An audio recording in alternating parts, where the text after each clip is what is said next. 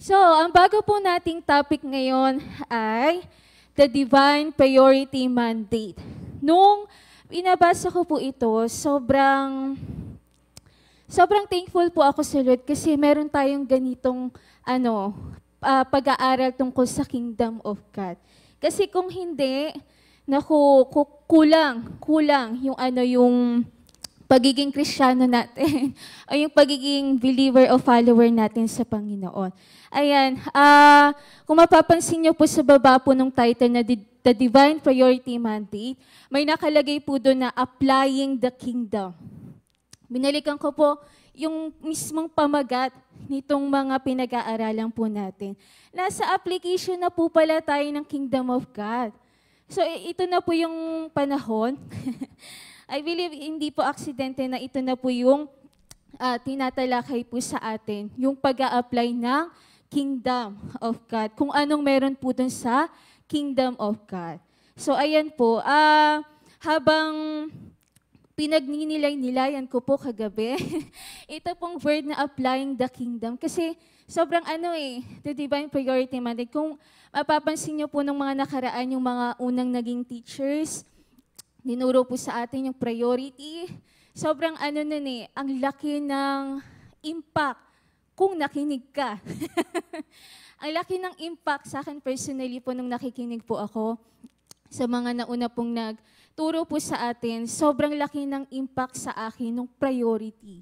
Ayun, dumating sa point na kinakausap ko yung sarili ko, ano ba talaga yung rason? Bakit ako nabubuhay? Siyempre, alam ko po, kilala niyo na rin po ako kung ano po yung trabaho ko, yung pagiging teacher. At yung mga kasing edaran ko po na may trabaho din. Ayan, minsan mapapaisip ka, ano ba talaga yung priority mo? Gigising ka, may trabaho ka. Yun agad yung unang iniisip talaga, kasi may trabaho ka. Ayan. Pero nung nakikinig po ako ng Sunday School nito pong nakaraan, sobrang ang laki po nung naging pagbabago dito sa heart ko, kasi napaka-importante na maunawaan natin yung priority natin sa buhay, lalo ng pagiging kingdom citizen of Kingdom of God. Ayan, sabi rin po dito, ayan, applying the kingdom of God. Ayan, applying the kingdom. Kailangan na po nating i-apply kung ano po yung naririnig natin o natututunan natin. Kung naalala niyo po si Pastora Cynthia nung nakaraan, yung testing, hindi inaalaw ng Lord yung test na yun hanggat wala pa siyang munang tinuturo sa atin. Ayan, kaya may testing kasi may tinuro na. So ngayon sa atin po, yung Sunday School po natin, ang mga nakaraan, last year din, pinag-uusapan yung Kingdom of God. So ngayon na yung panahon para i-apply mo na, kasi paulit-ulit lang yung iba po rito. Kaya kailangan po nating i-apply para mas maranasan natin. Hindi dapat nakikinig lang. Dapat sinusunod din kung ano yung sinasabi ng Panginoon. Kasi hindi po natin mararanasan yung benefits, yung privileges na meron sa Kingdom of God kung hindi mo susundin kung ano yung sinasabi ng Panginoon. Naintindihan po ba? Kailangan po natin i-apply ito. Ayan, ayun nga po, pinagninilay-nilayan ko po yung word na applying the kingdom. Pinaalala po sa akin ng Lord yung tinuro po sa Chow. Tungkol po sa the wise and the foolish builders, o ang matalino at ang hangal na nagtayo ng bahay. Kasi naniniwala po ako, dito din po nare-relate kung sino po talaga yung nag-a-apply o yung sumusunod sa salita ng Panginoon. Ayan. Mamaya po malalaman natin kung saan po ba tayo o sino po ba tayo dito sa dalawa? Yung wais o yung foolish o yung hangal? Ayan. Basahin po natin. Sige po, paki-open po ako ng inyong mga Bible. Sa Lucas chapter 6 verses 46 to 49.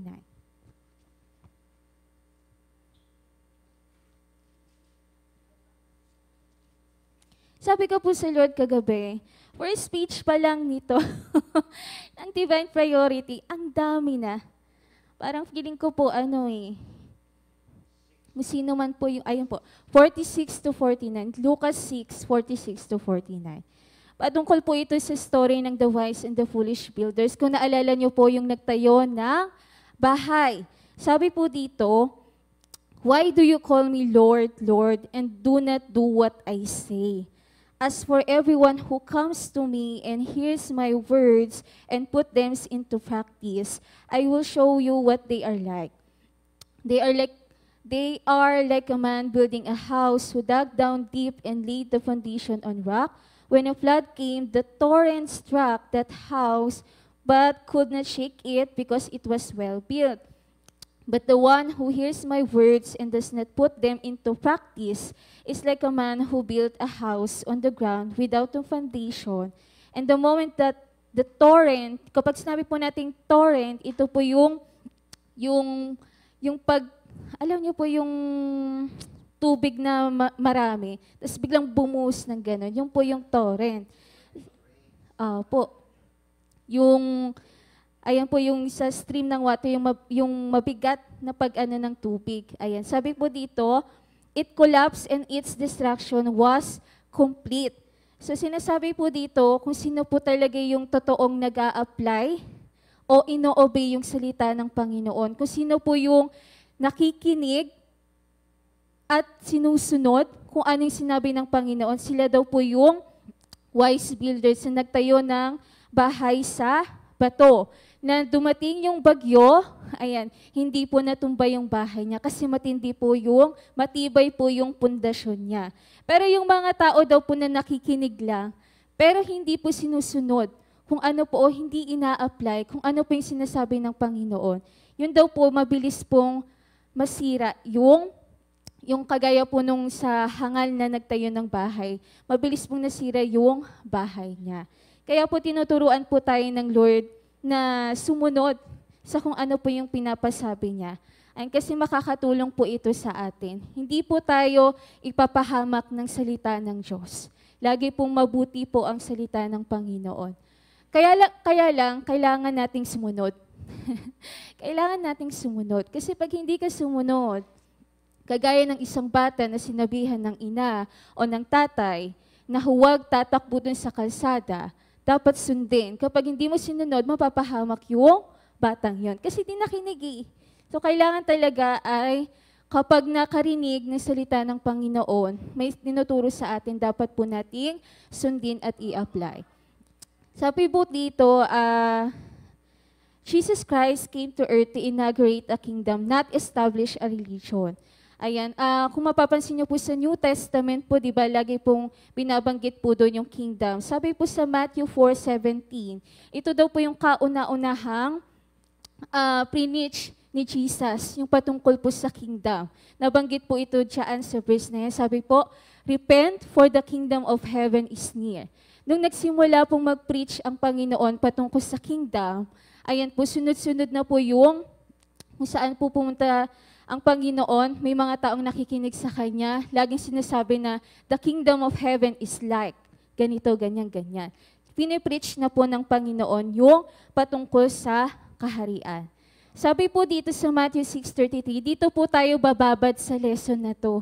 Ayan, mabuti po ang Lord kasi, ayan, kailangan po nating ibabad talaga yung sarili natin dito sa verse na to. Naniniwala po ako na may gagawin po ang Panginoon sa atin. Kailangan po nating matutunan to. Kailangan po nating i-apply ito.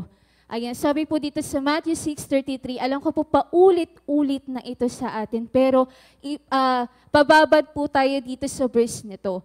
Word by word, iintindihin po natin ito. Sabi po dito, but seek first the kingdom of God and His righteousness, and all these things shall be added to you.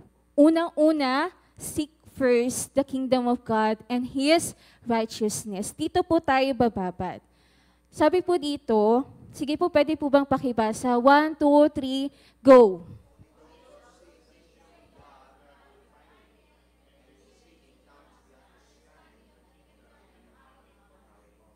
Ayan, sabi po dito, na-focus po ako dito sa only those who seek will find it. Parang nagkaroon po ako ng impression na kahit Kristiyano din pala, kahit nakakilala na sa Panginoon, kung hindi niya isisik ang kingdom of God, hindi niya mahahanap yun. Kasi mabuti nga mapala tayo kasi inaaral natin yung kingdom of God. Hindi lahat ng Kristiyano inaaral to. Kaya kailangan po nating matutunan kung ano pong meron sa kingdom of God at maibahagi din ito sa iba. Ayan, only those who seek the kingdom of God will find it. And with the seeking comes the understanding.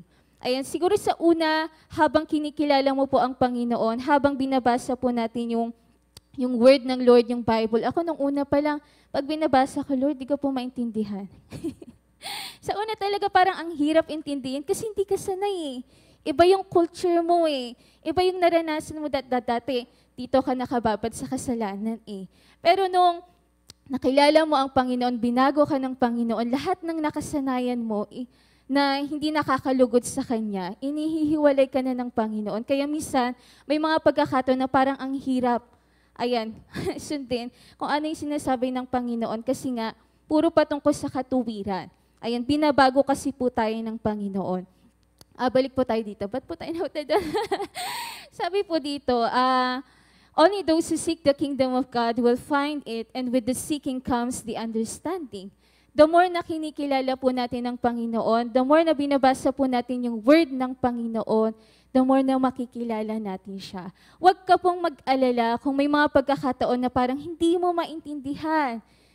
Naalala mo po ba, tinanggap mo po si Jesus bilang Lord and Savior. Kasama doon, nandun na din yung Holy Spirit sa'yo. At pinaalala po sa atin sa John 14 verse 26. Sige po, samahan niyo po akong hanapin yung John 14 verse 26. 14:26.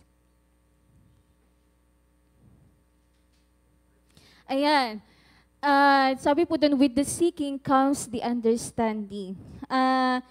Naalala ko po, sige, mamaya na lang po i-share. Sabi po sa verse 26 po dito, but the advocate, the Holy Spirit, whom the Father will send in my name, will teach you all things and will remind you of everything I have said to you.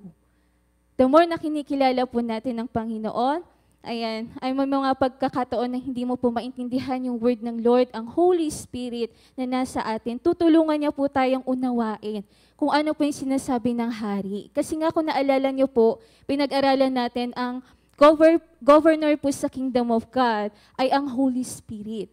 Alam ng Holy Spirit kung anong nasa puso at kung anong nasa isip ng Ama. So dahil ang Holy Spirit ay nasa atin, tutulungan tayo para unawain ano bang nasa puso ng Panginoon dito sa bagay nito, etc., etc. Ayan, salamat po sa Lord kasi tunay nga po na sinasabi din, hindi ko po alam kung sino po yung nag-share po nito, nag-preach, na hindi magbibigay ng instruction, basta, kalimutan ko po. Kalimutan ko po, basta para po siyang hindi po mag-uutos ang Lord kung hindi na isusupply yung kailangan mo para masunod yun. Yun po yun. Yun po yung sinasabi doon. Alam ko po si Pastora Cynthia po ata yun, yung nagsabi po noon. So ayan po, sa pagsisik po natin ng Kingdom of God, hindi man po natin sa una maunawaan ng lubos, pero paunti-unti sa tulong ng Holy Spirit, mauunawaan po natin ito. Pero mamaya, kailangan din po kasi natin ng action. Kailangan po nating magbabad. Minsan may mga tao na gusto nilang maunawaan yung isang bagay, pero wala namang ginagawa. Gets niyo po yun? Gusto mong maunawaan yung lesson mo dun sa math, pero wala kang ginagawa. Di mo magets yung tinuro ng teacher mo. Dahil hindi mo na-gets, gusto mong matutunan yon, hindi ka nag-search o hindi ka man lang nakinig sa YouTube, walang mangyayari. Kaya kailangan may action din. Kung gusto mong malaman kung anong meron sa Kingdom of God, aralin mo. Hindi yung laging pastor ang magtuturo sa'yo. Naniniwala ako personally kahit nasa bahay po tayo, pag nagbababad po tayo sa word ng Lord, nagde-devotion ka, tinuturuan ka ng Lord. Tinuturuan ka ng Lord. Ang sarap din kapag si Lord ang nagturo sa'yo. Kasi kung mapapansin niyo po yung mga nagpe-preach dito, sabi, grabe yung revelation na nare-receive nila. Kasi iba yung pagbababad na ginagawa nila. Nagigets niyo po yun? Kaya sila kapag nag-share po sila, napapawaw sila. Wow, ang galing ng Lord. Kasi itong verse na to, na pinaliwanag, naintindihan, nagkaroon ng bagong revelation dun sa paulit-ulit na verse na yun. Kasi nga binabad niya, kinausap siya ng Lord. Iba rin talaga pag nagde-devotion. Sabihin mo nga sa kapatid mo, ay sa kapatid mo. Yes, kapatid sa pananampalataya. Sabihin mo po sa katabi mo, mag-devotion ka. Magbabad ka sa Biblia. Ayan, masarap po magbabad sa salita ng Panginoon. Tapos po, sabi po dito sa Matthew 13:11, because the knowledge of the secrets of the kingdom of God has been given to you, but not to them. Nakalagay po dito po sa papel na ito, hanggang doon lang po has been given to you. Pero nung tinignan ko po ng buo yung verse nito, sabi po doon, because the knowledge of the secrets of the kingdom of heaven has been given to you, but not to them. Sabi ko, Lord, sino po itong but not to them? Ito raw po pala yung mga hindi pa. Kasi ang kausap po ng Lord dito ay mga disipulo niya. Yung followers niya, yung mga disipulo. Ayan, ibig sabihin, lahat ng tumanggap sa Panginoon, naniniwala sa Kanya, sumusunod sa Kanya, ay binigyan ng Lord ng knowledge of the secrets of the kingdom of heaven. Binigay po sa atin ito. Meron po tayong knowledge of the secrets of the kingdom of heaven. Ayan. Sabi po dito, when we understand how the kingdom operates, we will understand how to live in the kingdom and experience its fullness in our lives. Di ba parang sa parang sa isang sasakyan. Hindi mo ma-enjoy ang isang sasakyan kung hindi mo alam kung paano paganahin. Tama po ba? So parang ganito din sa kingdom. Pag hindi mo naiintindihan kung paano nag-work sa loob ng kingdom of God, hindi mo ma-enjoy. Kaya nga sabi ng Lord, seek first the kingdom of God. I-seek mo. Mamaya po iisa-isahin natin ano bang ibig sabihin ng seek. Kasi paulit-ulit po sa ating sinasabi na seek first the kingdom of God. Example po nito, alam po natin na ang institution sa kingdom of God ay yung Bible, yung word ng Panginoon. At tinuturo po sa atin ng Bible kung ano pong meron sa kingdom of God. Halimbawa po, sige, punta po tayo sa Luke chapter 6, verse 38. Sige, Luke chapter 6, verse 38. Anak ka ng Lord, citizen ka ng kingdom. Sige, basahin mo po yung Luke 6:38.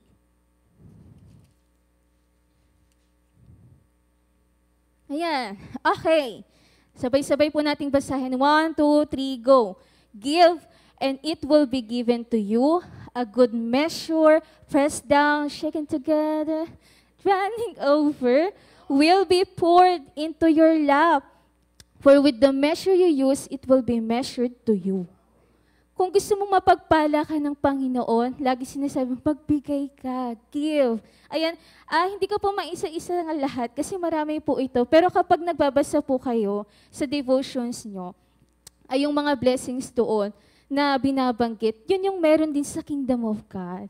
Ma-enjoy mo po yun. Ayan, marami po yan. Kaya kailangan po nating maunawaan kung paano po ba nag-ooperate po dun sa Kingdom of God para ma-experience natin, ma-enjoy natin kagaya ng isang sasakyan. Naunawaan mo kung paano paganahin yung sasakyan. Okay, syempre papasok ka muna. Uupo ka. Di ko pa alam paano eh. Tapos yung susi, ganon. Nitingnan ko lang po sila Ate Reyna, si Kuya Luta. Base po sa observation ko.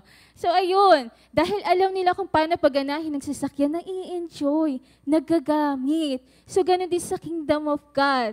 Dahil alam mo kung paano nag-ooperate dun sa kingdom, Ayan, ma-enjoy mo kung anong meron doon. Di ba pag sinabing kingdom, naalala ko po, na-share ko po ito sa inyo. Kingdom, malaki yun eh, kaharian. May mga lugar para sa pagkain, may mga lugar para sa protection, yung mga armies, may lugar para sa ganito tulugan, marami.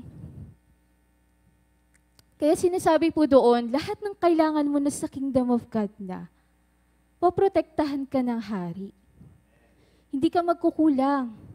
Hindi ka magkukulang. Okay, next. Balik na po. Kaya, ang ganda po pag-aralan ng kingdom of God. Pag naintindihan mo to, kailangan kasi seek first eh. Pag hindi mo ginawa yung una, di mo ma-enjoy, di mo maiintindihan. Ayan, sabi po dito, our first priority. Sige po pakibasa. 1, 2, 3, go. Ayan. Alalahanin po natin palagi, first priority natin bilang citizens of the kingdom, to seek the kingdom of God. Paulit-ulit po yan sinasabi po dito. Pero paulit-ulit din siguro may mga iba sa inyo nagtatanong, paano nga ba? How to seek the kingdom of God? Paano po? Paano po ba? Paano po ba ginagawa yun? Kailangan po ba ganito? Kailangan po ba ganyan? Ayan po, dito po sa lesson na to, tuturuan tayo ng Panginoon paano. Paano? Sabi po dito, sige po next. Sa Jeremiah 29 verse 13, sabi po dito muna, He wants us to seek and find His kingdom. Gusto ng Panginoon yun. Gusto ng Lord na maranasan mo kung anong meron dun sa kingdom of God. Sabi po dito sa Jeremiah 29:13, You will seek me and find me when you seek me with all your heart. Do you want to seek the kingdom of God? Seek Him with all your heart. Kaya tinuro po sa atin ng nakaraan ni Pastora Joanne, gusto ng Lord yung undivided heart. Wala siyang kahati sa puso mo. Sabi po dito, with all your heart. Makikita mo, matatagpuan mo yon with all your heart. Gusto ko yung when you seek me with all your heart. Ito pala yun. Isa po ito sa paraan para maintindihan mo, masik mo ang Panginoon. Kailangan buong puso mo siyang hahanapin. Hindi kalahati, hindi 10%, buo 100%. Mahirap kasi kapag may kahati. Mahirap. Sabi nga po yung, may kahati. Yung, tinuro po sa atin ni Pastora Joanne, yung nagsiserve ng 2 masters, mahirap yun. Dalawa yung pinaglilingkuran, di mo alam kung dito ka, nahahati. Yung attention mo, yung effort mo, nahahati din. Yung oras mo, lahat na. Kasi dalawa eh. Kaya gusto ng Lord yung undivided heart, sa Kanya lang. Buong puso mo siyang isisik para mahanap mo siya. Maintindihan mo to. Sa Tagalog, is maganda to. Kapag hinanap ninyo ako, hindi ko po nalagay yung capital A. Kapag hinanap ninyo ako, ako'y inyong matatagpuan. Kung buong puso ninyo akong hahanapin. Kung buong puso. Ayan, nawa po magkaroon po ng impact po yung word po na yan sa inyo. Ayan. Next. Ay, hindi ko pa napalitan. Sabi po sa Luke chapter 12 verse 32 po yan. Sabi po doon, huwag kayong matakot, munting kawan, sapagkat ikinalulugod ng inyong Ama na ibigay sa inyo ang kaharian. Gusto ng Lord yun. Desire niya yun. Will niya yun na malaman mo kung anong meron sa kingdom of God.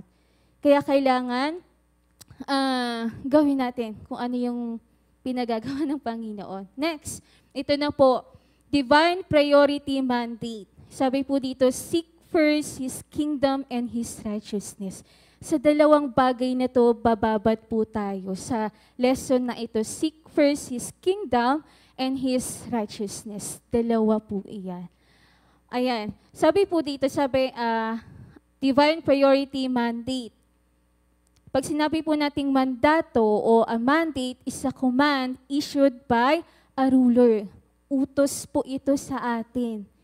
Pag inutos ng ruler sa iyo, dapat sundin. Sabi po dito, if we claim to be His followers and call Him Lord, ito pala, we must obey Him. Otherwise, He is not our Lord. We will never find the kingdom and never experience the fulfillment of our life purpose. Kung naniniwala ka na follower ka ng Panginoon, dapat susundin natin ang Panginoon. Sabi nga kanina doon sa The Wise and Foolish Builders, you call me Lord, Lord, pero di ka sumusunod. Tinatawag mo akong Panginoon. Pero yung salita ko, yung command ko, hindi mo sinusunod. Parang sa magulang siya sa bata, no? Magulang mo ako, sundin mo ako. Ganon sila, di ba? Lalo pag makulit yung anak, ganon po sila. So ito, ibang level to kasi Lord Panginoon Hari So kailangan dapat po ay sinusunod. Pag hindi po natin, sabi po dito, pag hindi sinunod, we will never find the kingdom and never experience the fulfillment of our life purpose. Ganun po kaseryoso yun. Kung hindi mo susundin ang Panginoon, hindi mo ma-experience to. Sabi po dito sa Matthew 6:33 ulit po, seek first the kingdom of God and His righteousness. Okay. So, part 1 pa lang po tayo ng pinag-aaralan. Ano pa lang po yun? Panimula pa lang po nung lesson na yan. So, dito na po tayo. Ilang minutes? Part 1. Ayan, divine command. Ang utos sa atin ay seek. Dito po tayo baba 5 minutes. Okay, 5 ano po to? 5 points. Seek. Pag sinabi po nating seek, una, sige, pakibasa. 1, 2, 3, go.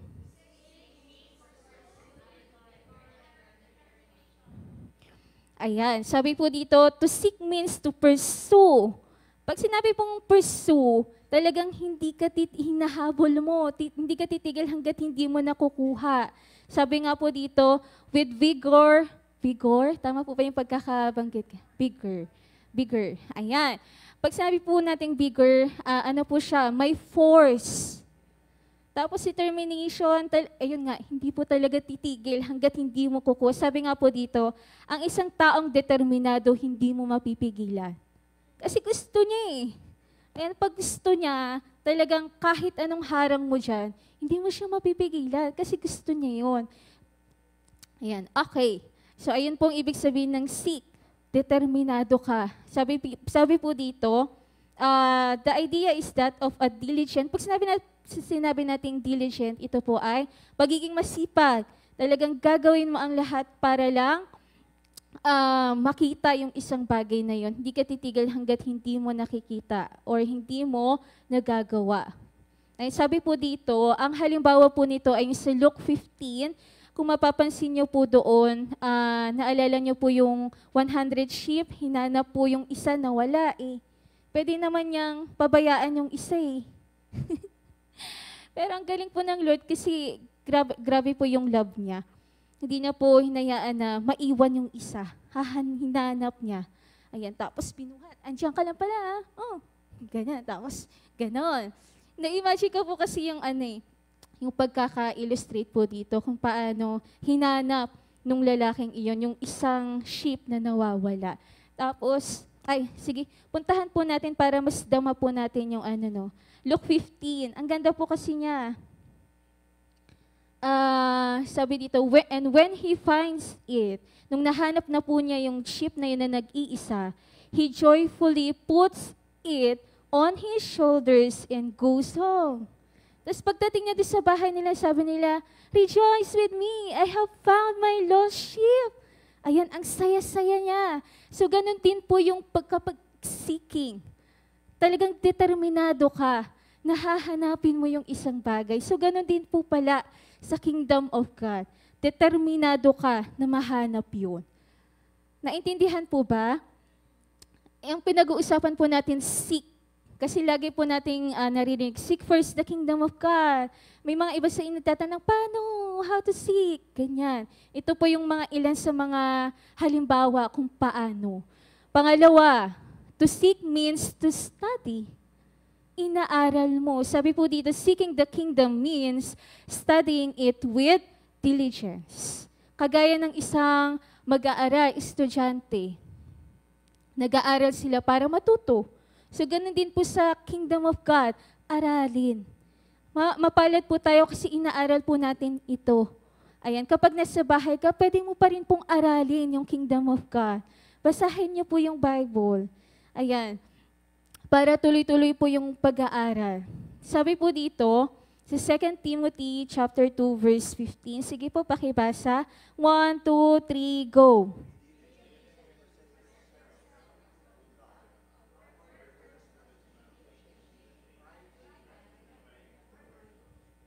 Ayan.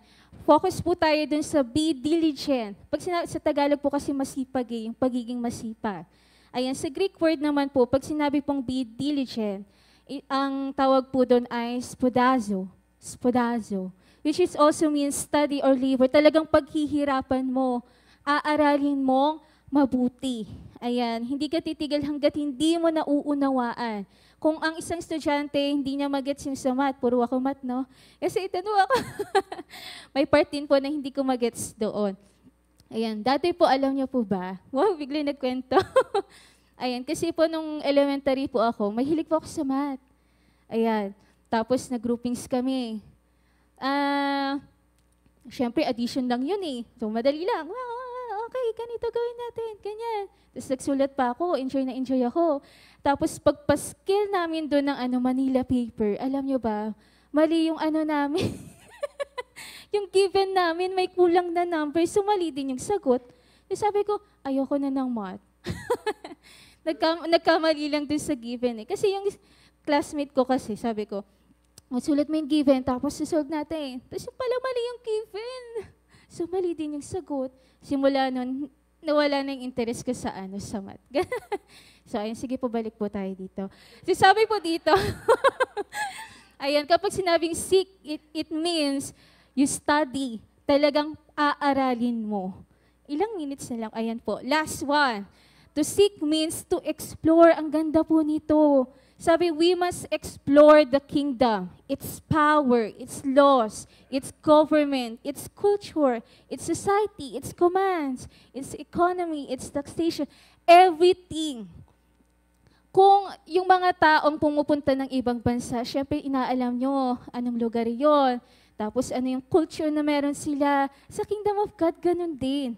Kaya nakaka-excite yung sisiya sa atin, gagalugarin mo talaga. Wow, ang lalim. Parang isang box na may mga iba't ibang klase ng chocolate. Wow, ano to? Tikman mo. Wow, ano to? Isa-isa, iba-iba sila eh. So parang ganun ko na-i-imagine yung seeking the kingdom of God. You explore kung anong meron doon sa kingdom of God. Anong merong yung power, paano ano yung government na meron sila, ano yung kultura na meron sa kingdom of God. Ganun po yung seeking the kingdom of God. You explore, hindi ka lang nandito. Dahil pupunta ka rin dito, ano meron dito? Dito. Hanggang sa ayun na. Hanggang sa ang hirap ng Filipino. Ayun, ayun, basta ma-explore mo po yung masiyasat mo po yung yung mga bagay-bagay na meron po sa Kingdom of God. Sana po nai-imagine nyo kung gaano po ka-excited. Yung nag-e-explore ka sa Kingdom of God, Lord, may power, may law, may government, ganito, ganyan-ganyan. Para na-i-enjoy mo, hindi yung basa-basa ka lang, nakikinig ka lang. Time's up. Okay. So, ganun po yun. Okay, itutuloy po natin ito. Meron pa pong ibang meaning yung seek para mas maintindihan po natin. Sige po. Hallelujah. Salamat po, Lord. Thank you po, Lord. Sabi po dito, only those who seek the kingdom of God will find it. And with the seeking comes the understanding of the kingdom and how it operates. Balikan lang po natin yung mga nakaraan po. As we seek the kingdom of God, tuturuan po tayo ng Holy Spirit, ng ating advocate, ng ating comforter, ng ating teacher, para maintindihan po kung ano pong meron sa kingdom of God. Kung naalala nyo rin po, pinag-aralan po natin sa Kingdom of God, ang governor po natin ay ang Holy Spirit. Siya po yung nagko-connect sa atin sa Panginoon, tapos sa atin. Dahil ang governor ay ang Holy Spirit, alam niyo po kung ano yung puso ng hari. Kaya dahil sa Holy Spirit, nalalaman din po natin kung ano yung nasa puso ng hari at nagagawa po natin kung ano yung gusto niya pong ipagawa sa atin. Ayan, sabi po dito, Jeremiah 29:13, "You will seek me and find me when you seek me with all your heart." Kailangan talaga po buong puso nating isisik ang Panginoon, pati po yung kingdom niya, para mas maintindihan natin. Alam ko po natalakay na po ito sa atin ni Pastora Joanne, yung undivided heart. Gusto ng Lord buong puso. Ayan, para mas magets mo po. Ayan, sabi po dito sa Tagalog naman, "Kapag hinanap ninyo ako, ako'y inyong matatagpuan. Kung buong puso ninyo akong hahanapin." Next, when we understand how the kingdom operates, we will understand how to live in the kingdom and experience its fullness in our lives. Kagaya po ng naging halimbawa po natin nung nakaraan yung sa car, hindi mo po ma-enjoy yung sasakyan kung hindi mo po alam kung paano pagaganahin. Ayan, ganito rin po sa Kingdom of God. Hindi mo po ma-enjoy kung hindi mo po maiintindihan kung anong nasa loob ng Kingdom of God. Ayan. Kagaya po ng mga tinatalakay po sa ating, ano po yung mga benefits, yung mga privileges natin na meron po sa Kingdom of God. Sabi po dito sa Jeremiah, nalimutan ko po pala palitan. Wait lang, pahanapin ko po. Pero sabi po dun sa Bible, "Huwag kayong matakot munting kawan sapagkat ikinalulugod ng inyong Ama na ibigay sa inyo ang kaharian." Gusto ng Panginoon, desire po ng Panginoon, kalooban niya po na maintindihan natin kung ano pong meron sa kaharian niya. Kasi gusto niyang ma-enjoy mo kung anong meron doon. Ayan, kaya, ayan. Next po, divine priority mandate, seek first His kingdom and His righteousness. A mandate is a command issued by a ruler. Ito po ay utos, hindi po suggestion lang. Utos po ng hari dahil ang Diyos, ang hari natin, dapat susundin natin ito. Susundin natin kasi hari natin. Unless, hindi mo siya hari. Okay, sabi po dito, if we claim to be His followers and call Him Lord, we must obey Him. Tinatawag po natin siyang Lord. Dahil Lord mo siya, susundin mo siya. Kung ano yung inuutos niya sa atin. Otherwise, sabi po dito, He is not our Lord, and we will never find the kingdom and never experience the fulfillment of our life purpose. So, kailangan nating sundin. Tanong mo nga sa katabi mo, follower ka ba ng Lord? Sumunod ka. Ayan, kailangan po nating sumunod. So, ang pinag-aaralan po natin, ang focus po ng topic na ito ay sa Matthew 6:33. Diyan lang po nakafocus yung pag-aaralan po natin dito.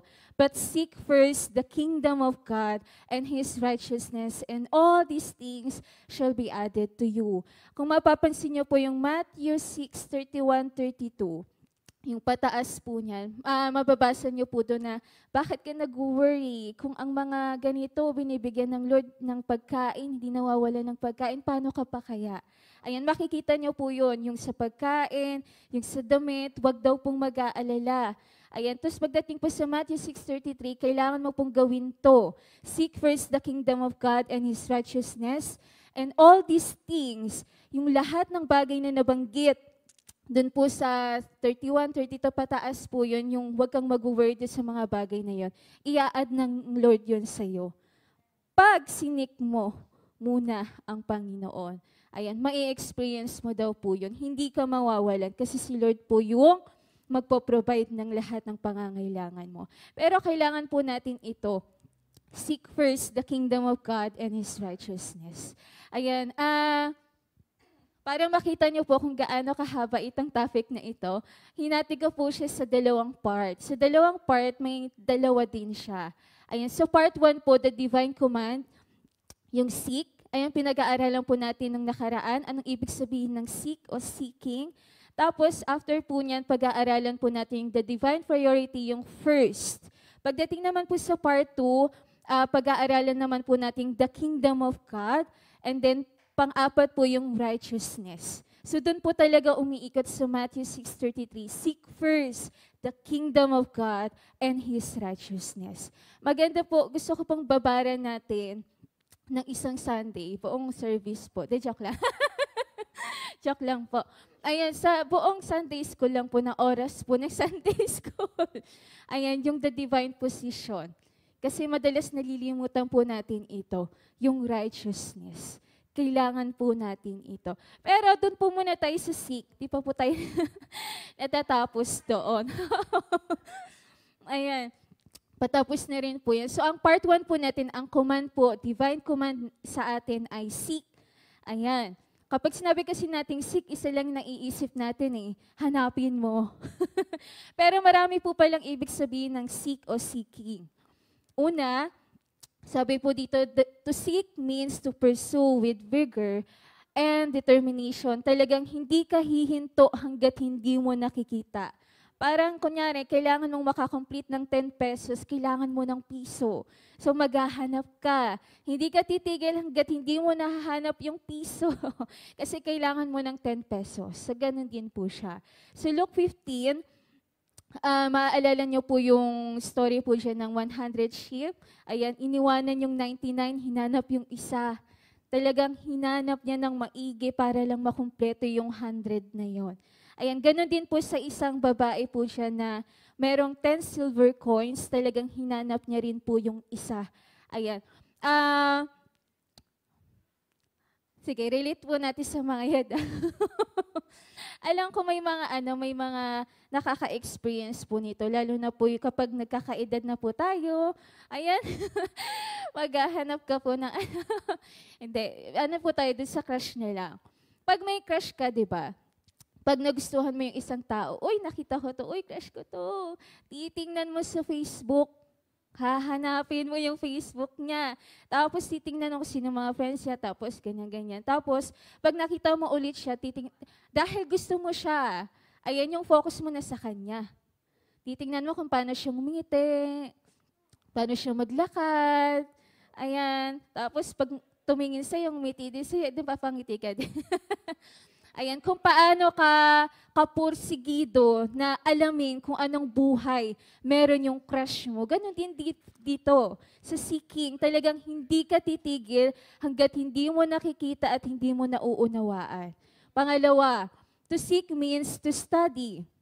Seeking the kingdom means studying it with diligence. Talagang pagsusumikapan mo. Yung pag-aaral mo ngayon, nasa school ka, kung paano ka mag-aral ng science, ng math, ng English, dapat ganun din sa salita ng Panginoon.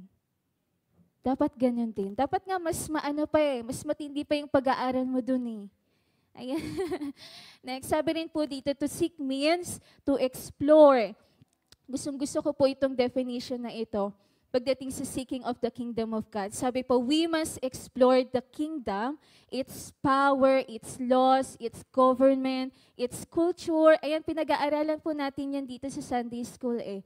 Its society, its commands, its economy, its taxation, everything na meron doon sa kingdom of God. I-explore mo.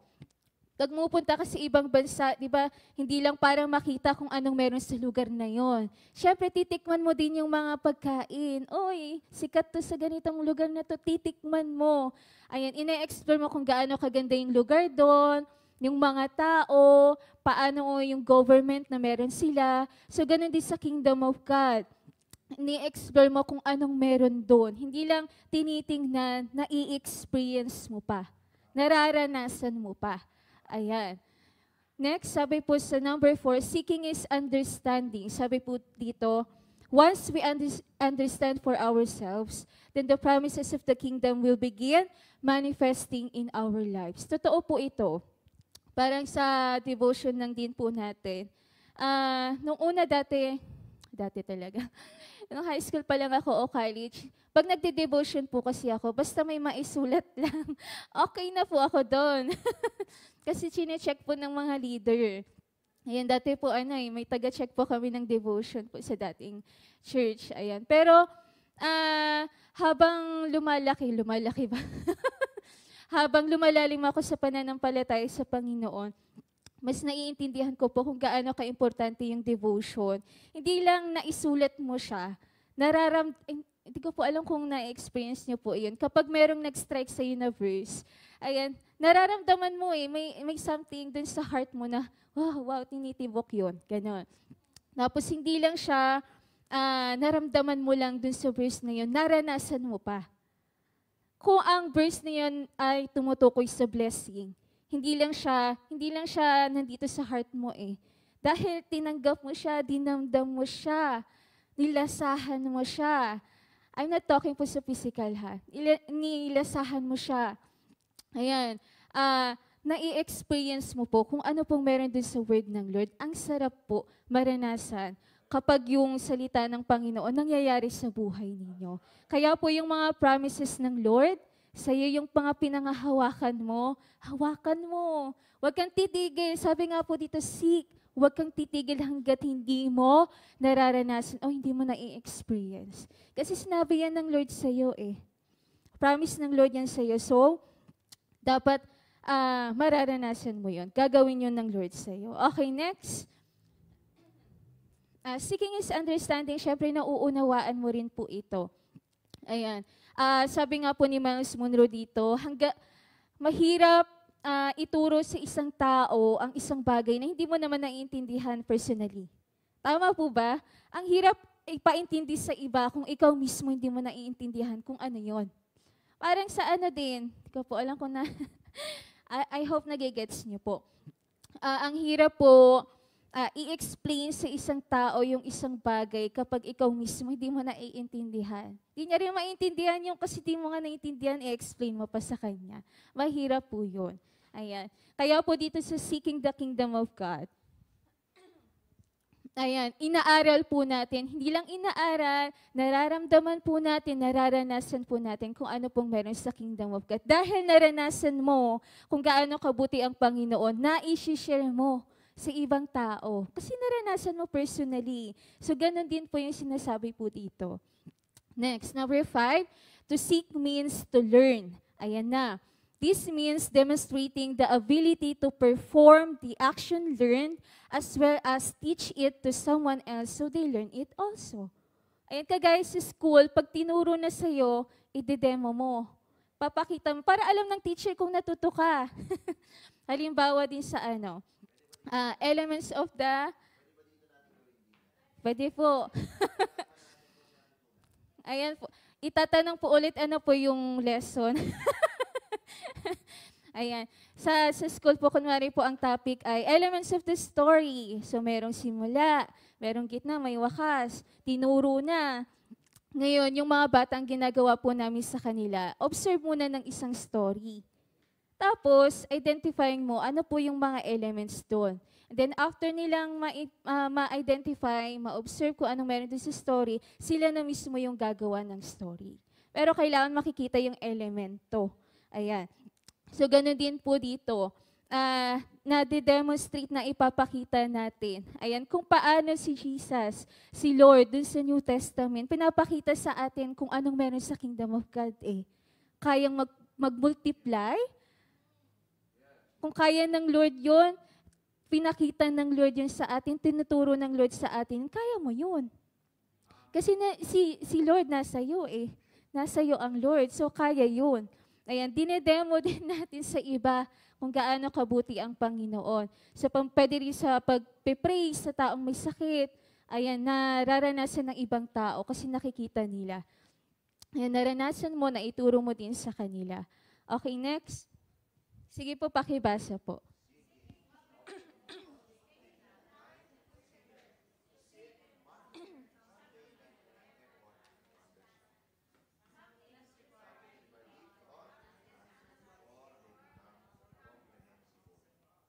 Ayan po. Sabi po dito, seeking often involves taking the time to consider, to sit and ponder something in an effort to understand. Ayan po yung ibig sabihin ng seeking. Talagang uupuan mo, iintindihin mo. Ayan, mag-e-effort ka. Sa Kingdom of God, kailangan po nating mag-effort. Hindi pwedeng lagi kang nakaupo. Pag sinabi ng Lord, okay, time na para mag-share sa labas, go! Higa na. Higa naman po. Tapos, okay. Na-imagine ko po hihiga. Iba naman po yung papagawa, no? Vision, dream, matutulog, tapos dream. Ayan po. Tapos sabi po dito, talagang kailangan nyo pong mag-effort para maintindihan po yan. Kaya sabi po sa Joshua 1:8, sige po, puntahan po natin sa Bible. Joshua 1:8. Alam ko po, familiar na po kayo dito. Ayan, Joshua 1:8.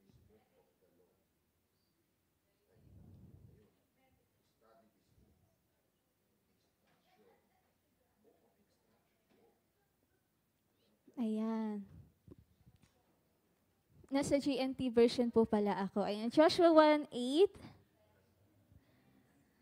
Be sure that the book of the law is always read in your worship. Study it day and night, and make sure that you obey everything written in it. Then you will be prosperous and successful. Talagang may blessings po, no, kapag may obedience. Sa obedience, lagi pong may blessings. Ayan, kailangan daw po talaga nating mag-effort.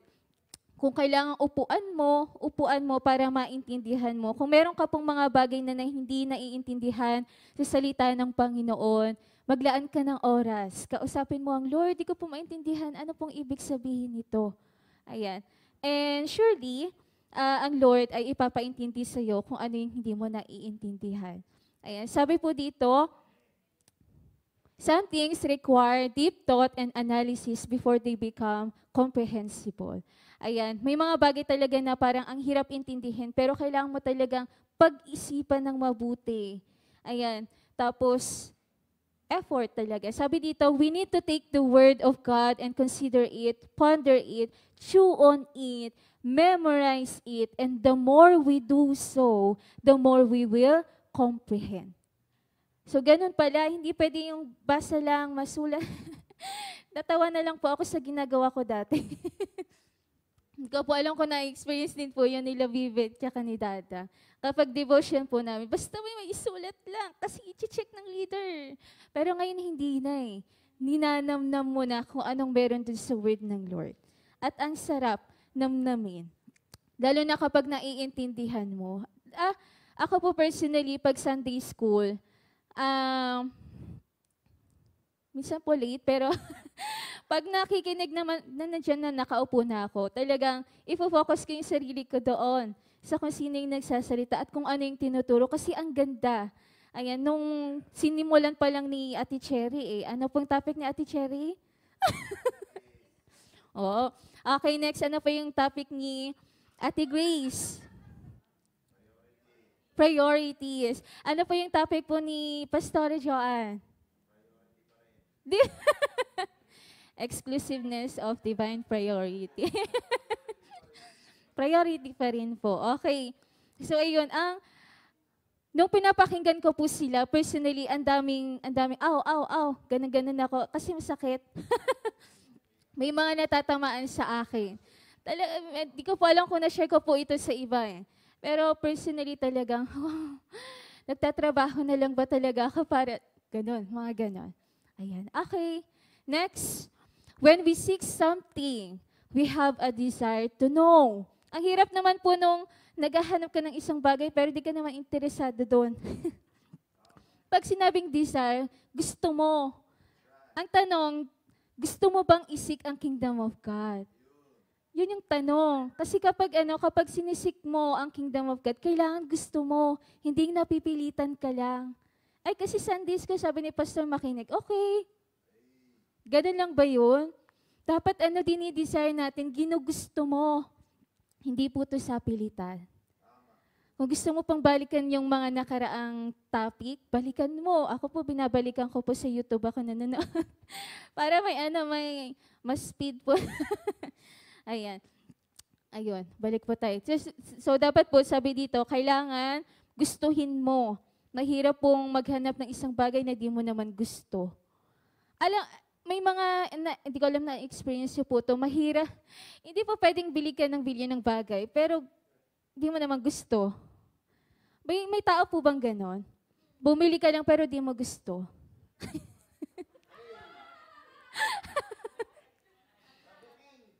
Ayan po. Bumili pero hindi gusto. Ano yun? Ibig sabihin, hindi po nag-iisip ng maayos. Wah, na joke lang.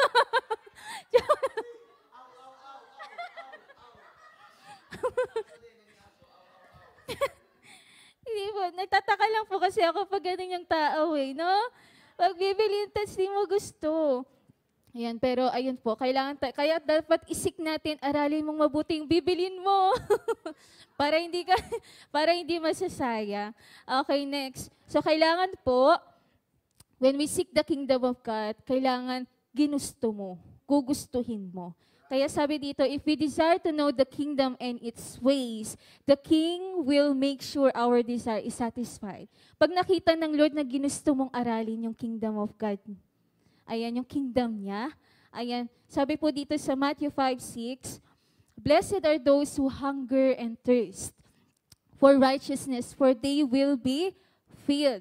Ayan, nasabi na ng Lord yan dito sa Matthew 5:6. Kapag ginusto mo na alamin kung anong meron sa kingdom niya, then masasatisfied ka doon. I-make sure ng Lord na mauunawaan mo yon. Hindi pwedeng naglaan ka ng oras sa Panginoon tapos walang ginawa ang Lord sa'yo. Doon sa pinag-aaral, doon sa tinatanong mo. Ayan, sabi po dito, blessed are those who hunger and thirst for righteousness. Baka may ilan po sa inyo nagtatanong, ay sabi po sa kingdom kanina eh, if we desire to know the kingdom. Pero pagdating po dito, for righteousness, isa lang po yung naintindihan ko, yung kingdom of God, the king and the righteousness, itong righteousness, hindi po pwedeng paghiwalayin. Kaya nga sa Matthew 6:33, seek first the kingdom of God and His righteousness. Pag kinilala mo ang hari, yung righteousness nandun din. So hindi po siya pwedeng paghiwalayin. Pero sa part 2 pa po natin yung tatalakayin. Not only we should desire the kingdom, we should have a passion for the kingdom. Ito medyo mas matindi na. Hindi lang ginusto. Pag passion kasi mas malalim eh. Parang sa pagtuturo. Kahit nahihirapan ka, hindi mo lang gusto eh, yung trabaho. Mahal mo yung trabaho. Kaya kahit nahihirapan ka, go lang kasi nag-i-enjoy ka.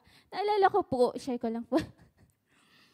Ang tinuturuan ko na po kasi grade 1, 2, 3. So first day, okay, happy. Ang hawak ko lang po yung advisory ko, grade 2. Pagdating ng second day, imimit na po namin yung ibang section. First meeting pa lang namin ng grade 1, ang dami na umiiyak na bata. Sabi, mag-isa lang ako doon sa room. Tapos, natatawa. Meron po doon isang bata, I want to see mommy. Okay, nasa labas yung mami mo. Pero wait, sabi ko, wait, may schedule tayo. Wait natin to ha. Ganyan. Tapos yung isa naman, natalakay na ako ng mga hayop. Oh, ano to? Monkey! Anong Tagalog na monkey? Unggoy! Tapos yung isang bata sabi, I want to see monkey. So, lahat na lang. Sabi ko, iiyak talaga. Tatlo talaga yung umiyak doon. Sabi ko, Lord, parang ayaw ko na pinasukan ko. Apat. Tatlo po yung umiyak. Sabi ko, grabe po, Lord. Grabe yung pasensya. Pero natutuwa ako sa mga bata. Yun yung pag sinabi mong passion, kahit nahihirapan ka, gusto mo, mahal mo. So, ganun din po dito. Not only we should desire the kingdom, hindi lang dapat ginusto. Dapat may passion ka rin. Mahal mo yung pag-aaral ng kingdom of God.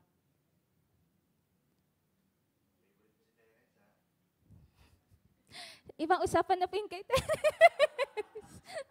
Ayan, pag-pray, samahan niyo po kami sa pag-pray. Kasi sa panahon po ngayon, marami pong mga kabataan ngayon nakaka-experience ng yung may mga ADHD, padami ng padami actually. Ayan, doon po sa classroom na sinasabi ko po, marami din po doon, kaya mahirap po talagang magturo ng elementary. Ayan, pero gusto ko po elementary pa lang natuturuan Gusto ko turuan yung elementary para bata pa lang. Natuturuan mo na. Para pagdating doon sa pag sa high school, Sa high school kasi medyo ano na sila, may sarili-sarili na sila. Pero, kaya pa rin namang baguhin ng Panginoon. Ayun. Pero sa bata pa lang, nag-guide mo na eh. May gigil pa rin, no? So, ayun po.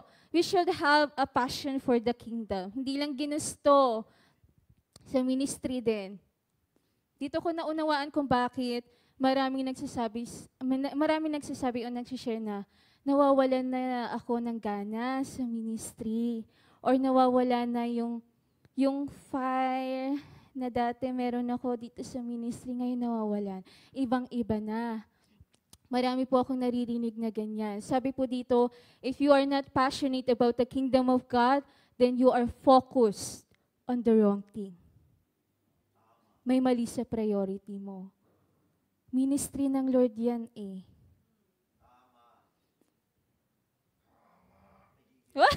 May gigil din si Mas. Ayan po. Medyo na-focus po ako dito. If you are not passionate about the kingdom of God, if you are not passionate in your ministry, baka may mali doon sa priority mo. Ayan. Ibalik natin. Babalik tayo sa Matthew 6:33, seek first the kingdom of God. Pag inuna mo yun, hindi mawawala kung ano yung love mo doon sa ministry. Ayan, next. Diligence always involves discipline. Ayan. Kailangan ng disiplina. Siyempre, pag nagsusumikap ka sa isang bagay, dinidisiplina mo yung sarili mo. Halimbawa, gusto mong makabili ng car. Wow, sino ba gusto makabili ng sasakyan? Uy, ako rin. Ayun, nakita ko po yung mga nagtaas. Siyempre, pagsusumikapan mo para makabili ka ng car. Sasakyan. So ano-ano po yung mga paraan para makabili ka? May mga bagay doon na nakasanayan mo na kailangan mong iset aside muna. Kasi meron kang pagsusumikapan na makuha eh. So parang ganon. Didisiplinahin mo yung sarili mo. Kung kailangan na hindi mo na magsamgyup, wag muna. Ayan, para makaipon ka, pambili ng sasakyan mo. Ayan, next. Sabi po dito, gustong-gusto ko rin po ito eh. If we want to seek the kingdom of God, sabi po ni Miles Moore, yung example niya, it may mean disciplining ourselves to turn off the TV so we can study the Word of God. I-set aside yung cellphone para makafocus ka dun sa Word ng Lord. Kung kailangan mong gawin yun, gawin mo. Kasi gusto mo, di ba? Gusto mong pag-aralan kung gusto mo talagang gagawa ka ng paraan. Gagawan mo ng paraan. Seeking the kingdom is deliberate and proactive. Pag sinabi nating deliberate, intentional. Talagang intention mo na aralin, isik yung kingdom ng Lord. Ayan. And then proactive. We will never stumble on it by accident. We must plan for it. Kung pinag-aaralan po sa church ang kingdom of God, so ano yung discipline na kailangan nating gawin sa sarili natin? Sabi nga rin po dito, kung kailangan mong matulog ng maaga ng Saturday para maka-attend ka ng maaga din sa Sunday, yan, gagawin. Kung alam, ay, may gigil din po. Kung kailangan mo pong ipagbukas na lang yung pupuntahan mo, pwede naman, para hindi ka pumalate, para po marinig mo, para maaral mo, para hindi ka naiiwan. Hindi naman sa naiiwan. Naalala ko po nung ano po ba yung ginawa po natin nung po, di ba po, prayer meeting Tuesday, Wednesday po, yung pumunta po tayo dito. Rosh Hashanah, ayan po. Enjoy ako. Enjoy po ako doon. Hindi ko pinagsisihan na umalis ng school kahit pagagalitan ako. Ayan. Hindi ko po, sinabi ko po kanina? Hindi ko po pinagsisihan na pumunta kasi ang dami ko pong nakuha. Bigla-bigla pong nawawala eh. Ayan. Kasi, ayan po, basta enjoy ako, ang dami ko pong natutunan. Tapos, ayun, kung kailangan namang i-adjust yung oras, yung schedule mo, para maka-attend ka, gawin mo. Kung kailangan ipagsabukas na lang yung gagawin mo, pwede naman din. Kaya kailangan unahin po muna ang Panginoon. Tapos pag after ng sabi, seek first the kingdom of God and His righteousness, and all these things shall be added unto you. Ayan, lahat ng inaalala mo, ni-worry mo, ayan, yung mga bagay na inaalala mo pagkatapos gawin, si Lord na po ang bahala dyan. Di ka naman niya pababayaan. Hindi niya tayo pababayaan. Siya kaya ang hari. Siya kaya ang may-ari ng lahat. So, ibig sabihin, yung lahat ng yun, yung word na lahat, pwedeng ibigay sa iyo. Naalala niyo po yung story ng alibughang anak? Sabi niya po dun sa anak niya, dun sa naiwan doon, nagselos. Sabi niya po dun sa anak, lahat ng meron ako dito sa'yo eh. Sa'yo rin eh. So, ganun, kung anong meron sa hari, sa atin din. Kasi hari natin siya. Ayan, available, 5 minutes. Available lahat ng meron sa kingdom. Available din yan sa'yo. Ayan. So, kailangan mong i-explore. Sabi, to seek means to explore. Ayan. No, i-explore mo yung power kung ano-ano pang meron doon. Okay, next. Next. Divine priority first. Ayan, tapusin ko lang po itong para nasa part 2 na po tayo next week. First means that the kingdom of God is more important to us than anything else. Napag-aralan na po natin to kay Ate Grace. Anong importante sa'yo? Anong pinaka-importante sa'yo? Yun yung priority mo. Nung sinasabi po dito na first means that the kingdom of God is more important. Mas importante kaysa sa ibang bagay. Ang tanong, anong importante sa iyo ngayon? Anong mas importante? Ang makakain ka ng breakfast? Or, alam mo po yun, yung minsan kailangan, pwede ka namang mag-breakfast dito, may coffee po tayo dito. Pwede ka rin po magdala. Dalhin mo na lang dito yung breakfast mo. Para ayan, share tayo. Ayan, para hindi ka po nalilate. Kung ang pagbe-breakfast yung nagiging dahilan ng pagiging late mo, dito ka na kumain. Pagligo, ayun, iba usapan na rin po. Check nyo po yung katabi nyo, kung naligo po ba. Okay, next. Okay, next. First means we establish the kingdom as our primary interest. Sabi po dito, kingdom first does not mean first among many, but first and only. Yun lang. Sabi po sa Exodus 20 verse 3, ito po yung example ni Miles Munro, you shall have no other gods before me. Sa Tagalog, huwag kang sasamba sa ibang Diyos maliban sa akin. Hindi po sinasabi ng Lord dito na ako muna yung sambahin mo, tapos sila na next. Hindi po ganon. Huwag kang sasamba sa ibang Diyos kasi yung after ng Lord, di ba po napapansin natin, may mga nagiging God din tayo ng mga bagay eh. Yun kasing inuuna natin, yun yung parang nagiging dahilan na kung bakit ka nabubuhay. Ayan, wala po tuloy ako. Yung nasabi ng Panginoon na hindi niya sinabi na sambahin mo muna siya tapos saka na yung iba. Dapat siya lang talaga. Ayan. Next, sabi po dito, seeking the kingdom of God first means considering the interest of the kingdom before making decisions. Ito na po yung sinasabi na pag maghahanap ka ng school, natutuwa po ako sa mga nagpapapray. Kapag hindi ko po alam kung saan school pa-pray po, may mga choices na pagpe-pray na lang. Maganda yun. Kasi kino-consider mo yung interest ng kingdom bago dun sa dun sa decision mo. Tapos, example din po dito, sino yung pakakasalan mo? Sino nga ba? Sino nga po ba, Ate Casey? Ayan. Ayan. Iko-consider po natin yung interest ng Kingdom of God. Ang gusto ba ng Lord, yung taong yan, ang mahalin mo, ang makasama mo. Ayan. Talagang iko-consider mo muna Ang ganda po nito. I-practice po natin palagi ito. Yung bago ka magdesisyon ng isang bagay, magtatanong ka muna si Lord. Kahit maliit na bagay lang yan.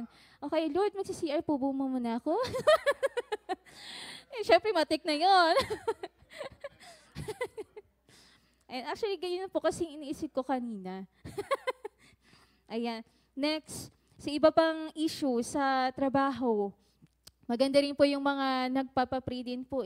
Papray po, meron po akong pinapipray na trabaho, dalawa po yung choices. Time's up! Okay, dalawa yung choices. Tapos pagpipray, gusto ko po yung mga taong nagpapapray ng mga desisyon nila sa buhay. Ayan. Pero yung mga maliliit, yung mga matik na bagay, kaya mo na yun. Kaya mo na po yun. Yung pag-CR, yung mga ganong kaya na po yun. Pero yung mga ganito, gusto ko po talaga. Kailangan nating i-consider yung interest ng Panginoon.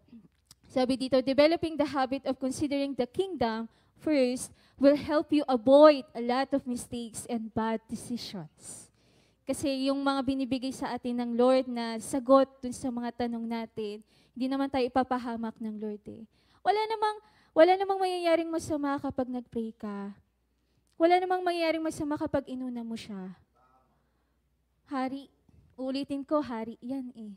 Hari natin yan eh. Hindi ka niya ipapahamak. Ayan, next. Part 2, ito na po yung itutuloy po natin next week. Ayan, abangan niyo po kasi ang ganda po ng Kingdom of God and righteousness.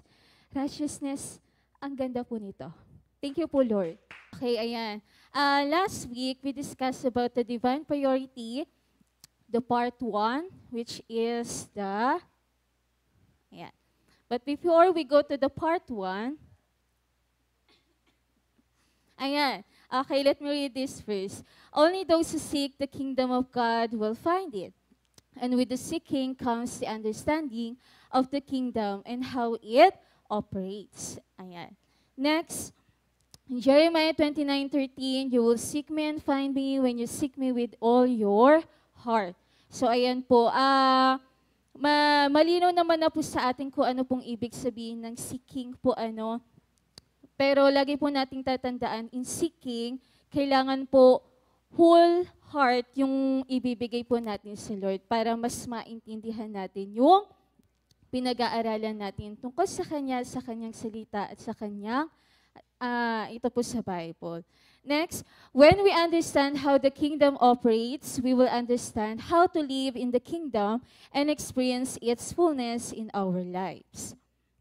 Our divine priority mandate is seek first His kingdom and His righteousness. If we claim to be His followers and call Him Lord, we must obey Him. Otherwise, He is not our Lord. We will never find the kingdom and never experience the fulfillment of our life purpose.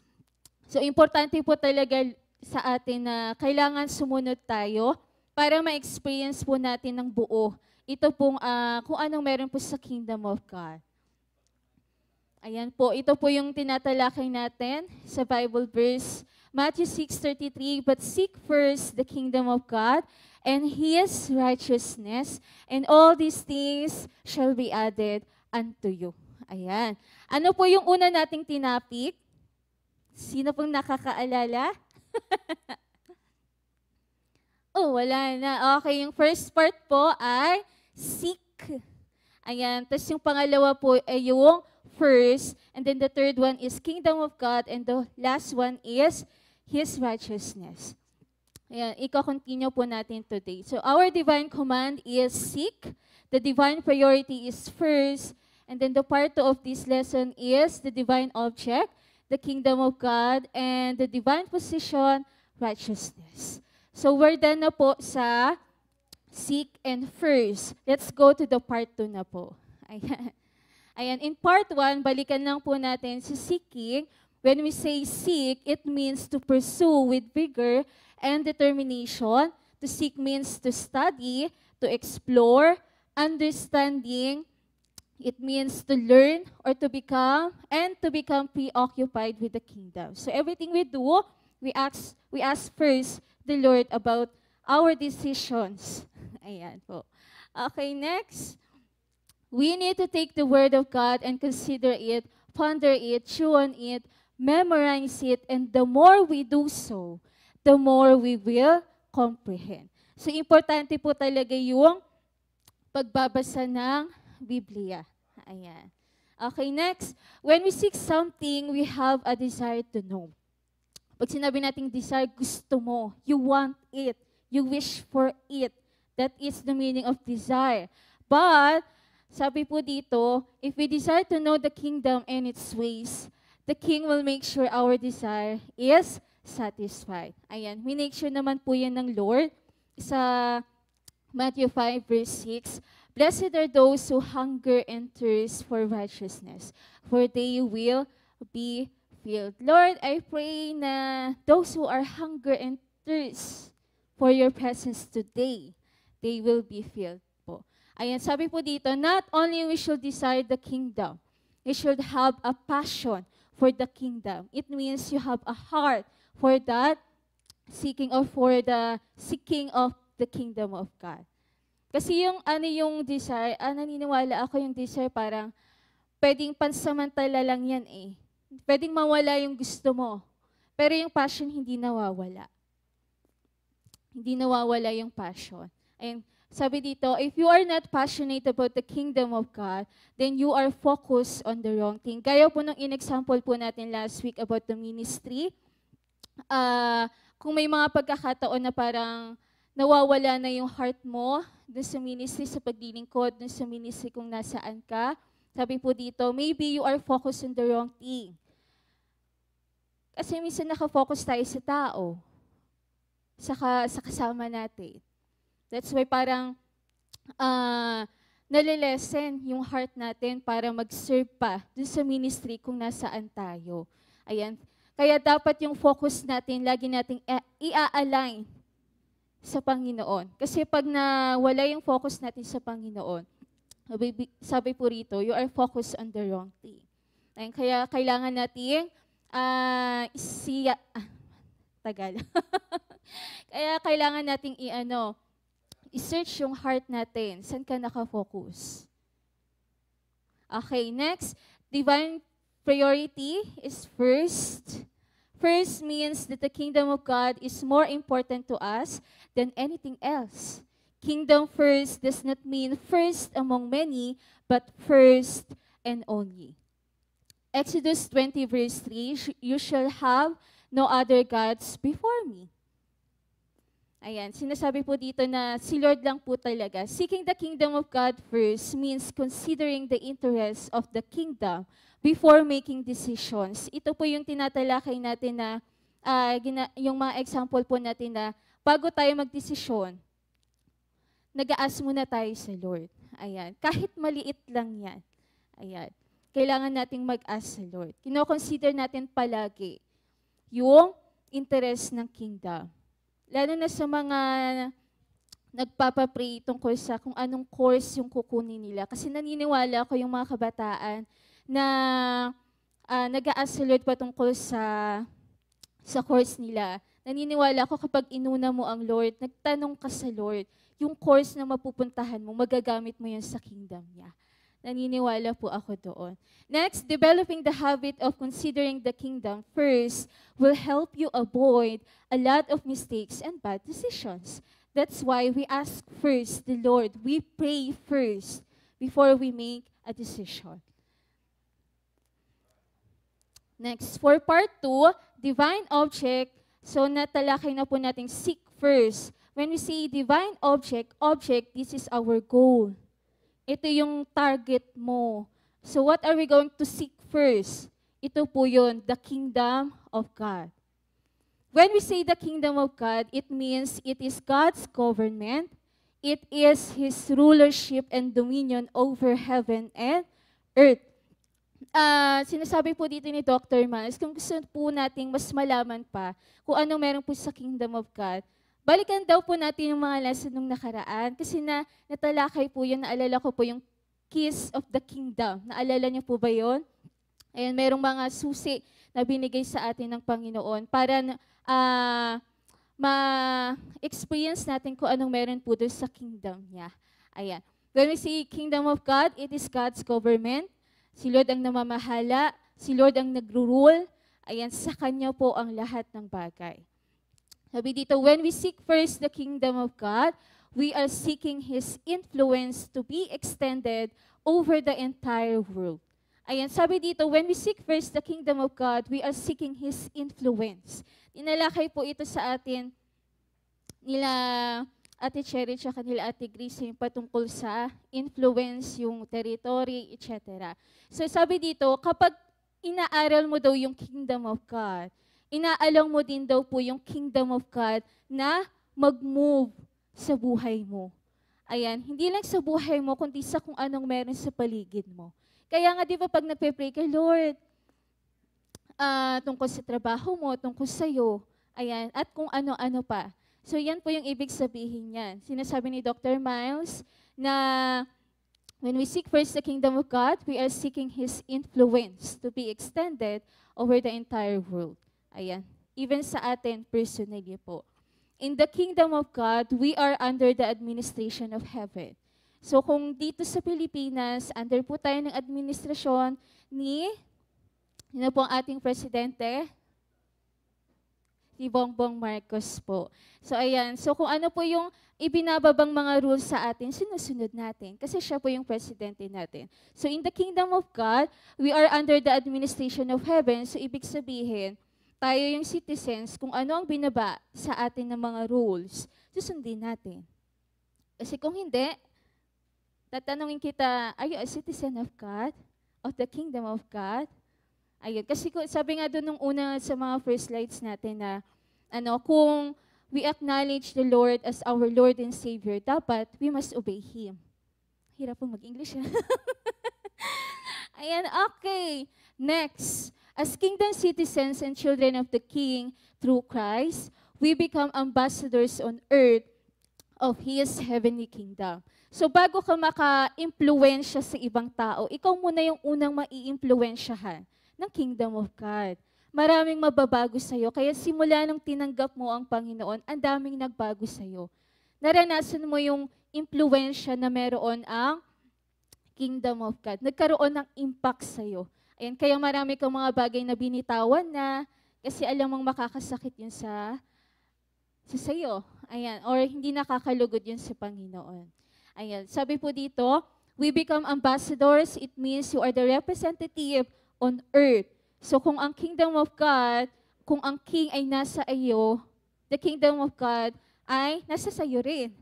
So ayan, dahil ikaw ang ambassador, ikaw ang representative, dapat nakikita sa atin yung kung anong meron sa kingdom of God.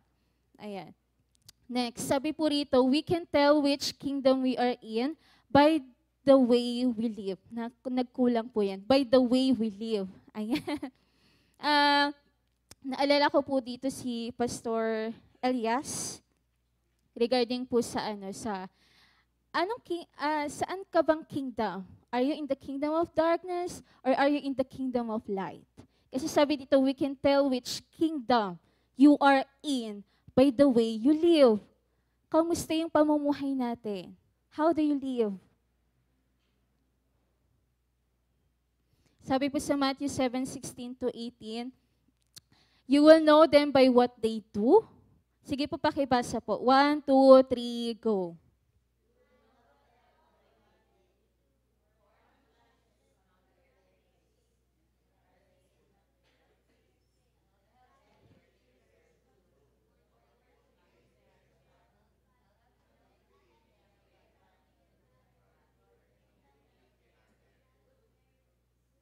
Ayan. So malinaw po sa atin a healthy tree bears good fruit, but a poor tree bears bad fruit. A healthy tree cannot bear bad fruit, and a poor tree cannot bear good fruit.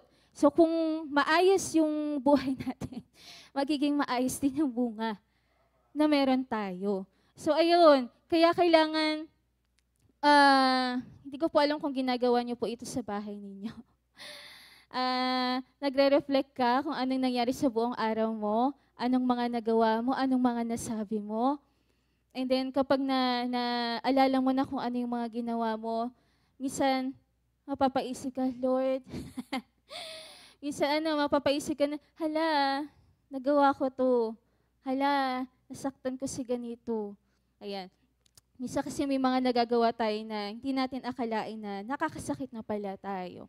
Ayan, bilang citizen of the kingdom of God, dapat, sabi po dito, if we claim to believe and follow the King, our lives will reflect the influence of His government and administration. Napag-aralan din po natin yung mga bagay na dapat makita sa atin bilang Kristiyano eh. Ayan. Kalimutan ko basta yung pagiging mabuting tao. Ayan, kung mababasa niyo po yung sa New Testament, nagagabayan po tayo kung ano yung dapat na nakikita sa atin bilang Kristiyano. Sabi po dito, our lives are supposed to manifest the fruit, the influence of the kingdom of God. Tingnan niyo po yung katabi niyo. Nakikita niyo ba? Nakikita. Pero sabi, di ba, makikita mo sa kanya kapag nakasama mo na siya. Makikita mo kung ano yung nagiging bunga ng buhay niya. Hindi naman kasi pwedeng sa isang tingin lang makikita mo, ay, hindi ito, ganyan. Hindi naman pwede ganun. Kailangan kilalanin mo muna yung tao. Ayan, para mas makilala mo siya. Ayan, next. Ayan. Kingdom sa Hebrew po, ibig sabihin po niya, paulit-ulit na po ito sa atin, mamlaka, sa Greek, basileia. It means king, control, rulership, etc. Marami pa pong word yan na may kinalaman sa kingdom. Pero kinuha ko lang po itong king, control, tsaka rulership. Ayan. Malinaw naman po sa atin kung ano pong ibig sabihin ng kingdom, di ba? Kaharian. So, kung may kingdom, it means may king. Ayan, so may nagahari. Ayan, dahil may nagahari, ayan, dapat kung ano yung gusto ng hari dun sa nasasakupan niya, ayan, kailangan sundin ng mga taong iyon. So, ganun din sa atin bilang citizen of the kingdom of God. Kung ano yung binababa sa atin ng hari, dapat sinusunod natin. Kasi sabi mo, hari mo siya eh. Kung hari mo siya, dapat sinusunod mo siya. And sabi po dito, the governing influence, parang pinagsama po yung meaning po ng kingdom. Sabi po dito, the kingdom, it means the governing influence of a king over his territory, impacting it with his personal will, kung anong kalooban ng hari, ayan, binababa niya din sa nasasakupan niya, and then, syempre, nalalaman din ng mga nasasakupan kung anong nasa puso niya. Ayan, at marami pa pong iba. Sige po, basahin po natin yung Luke 17 verses 20 to 21. Doon po sa Bible po ninyo. Hindi ko po talaga nilagay dito.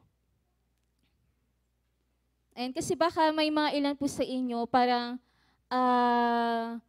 gusto makita kung anong itsura ng kingdom of God. Kumbaga, nakapokus siya dun sa physical na kaanyuan ng kingdom of God.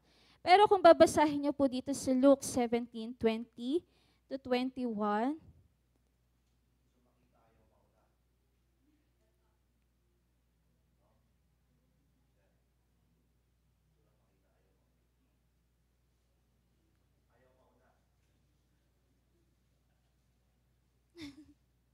okay, Luke 17, 20 to 21. Sabi po dito, once on being asked by the Pharisees when the kingdom of God would come, Jesus replied, the coming of the kingdom of God is not something that can be observed. In other translation, parang that it is not something that we can see physically. Nor will people say, here it is, there it is, the kingdom of God. Pero sabi po ni Jesus dito, the kingdom of God is in your midst. In other translation po, the kingdom of God is in you. Nasa iyo. So dapat, kung paano ka na-impluensyahan ng pag-ibig ng hari, nakikita yun sa'yo. Nakikita. Ayan, yung influence ng kingdom of God, dapat makita sa atin. Kasi citizen tayo eh. Hindi dapat yung pag nakita ka ng isang tao, anong klaseng tao ba to? Pero malalaman mo ano pala siya, Christian pala. May mga ganun kasi. So dapat malinaw sa atin. Dapat alam natin kung sino tayo bilang Kristiyano, bilang anak ng Diyos. Ayan, kasi malaki din yung influence natin sa ibang tao, lalo na sa trabaho mo. Sino yung mga nakakausap mo, nakikita mo. Ayan, malaking influence natin. Kung i-influensyahan man natin sila, dapat yung may related na sa Kingdom of God. Yun yung magandang influensya na maaring ma-experience nila sa atin. Next part, naalala niyo po, di ko po alam kung may nakaka-experience po sa inyo. Kunwari po, example po ng hindi man po siya physical na influence, pero there is something about you na pag nandun ka, kasama ka nila, parang at peace sila. Bakit? Kasi ikaw na nandun na may hari, and then the kingdom of God is in you. At sa kingdom of God may peace. Nung nandun ka sa kanila, nakakaramdam sila ng kapayapaan. Kasi nagre-reflect sa'yo yung kingdom of God. Ayan, isa po yan sa mga pwedeng maranasan ng ibang tao sa atin. Yung at peace sila pagkasama ka. Kasi may hari ka na nagbibigay ng kapayapaan din sa iyo at sa kanila. Next, last na po ito, divine position, righteousness. Tapos na po tayo sa kingdom of God. Malinaw po sa atin, yung pag sinabing kingdom of God, lahat ng meron dito, lahat ng meron sa atin ay pagmamay-ari niya. Pagmamay-ari niya lahat. Dapat malinaw yun sa'yo. Para kapag merong tinanggal o inalis sa buhay mo, hindi magiging mahirap pakawalan. Kasi alam mo, sa Lord yan eh. Sige Lord, bibigay ko po. Nagigets niyo po ba? Pagmamay-ari ng Lord ang lahat. Ayan. Dito na po tayo sa part 2, divine position. Ayan, kanina divine object target natin is seeking first, is yung kingdom of God. Kasama po dito yung righteousness. Sabi po ni Miles Munro dito, kung mapapansin niyo po, sa part 2, dalawa siya. Para daw po siyang isang papel. Pinaghati, pero iisa pa rin sila. Nagigets niyo? So yun yun. Kapag sinabing pinag-usapan ng kingdom of God, kasama po doon yung righteousness. Hindi mawawala. Next, sabi po rito, a kingdom always reflects the nature and character of the king. God is righteous, and therefore His kingdom is also righteous. And also His citizens. Only righteous people can enter the kingdom. The problem is, none of us are righteous on our own. Alam natin yun. But, when we are born again through the new birth by repentance of sin and faith in Christ, God imputes righteousness to us. We became righteous because of Jesus. Nung tinanggap natin si Jesus, nagrepent tayo, naging righteous tayo sa mata ng Diyos because of Jesus. Ayan, sabi po dito, sa New Testament, tinatalakay din po yung justification. When we say justification, it means to declare someone innocent, just as if that person had never committed an offense or never committed a sin. That's the meaning of justification. You are declared as someone innocent. Tama po ba pagkaka-English? Ayan. So, ayun po, inosente ka na. Ginastify ka ng Lord nung inaccept mo siya, lahat ng kasalanan mo nawala.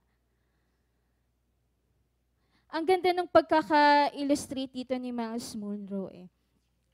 Basahin ko lang po. Sige po, mamaya na lang. Sabi po dito, seeking righteousness of God is extremely important because His righteousness protects you. Yung righteousness ng Lord, yun na po protekta sa'yo. Kaya sabi ng, seek first the kingdom of God and His righteousness. Kasi yun yung magpoprotekta sa'yo. Kung mababasa niyo po sa Psalms, sa iba pa pong mga books sa Bible, sa Old Testament, lagi pong sinasabi po ng Lord doon, the righteous people will experience, I will bless the righteous people.